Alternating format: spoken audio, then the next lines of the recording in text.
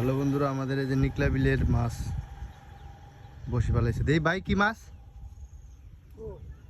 ওরা কি মাছ ধরছে? এটা হইল পাতা বসি। এইভাবে আদার গাইতে রাইখা এই জায়গাটা এইভাবে ফেলায় রাখলে অনেক সুন্দর সুন্দর কই মাছ, টাকি মাছ, শিং মাছ টাইনা রাখছে। কয়টার সময় ফেলাইছিলা? 10টার দিকে ফেলাইছে। এত ঘন ঘন ফেলাইছ? দেখি ওটা কি মাছ? একটু ঘুরাও, ঘুরাও ঘুরাও, খারাপ।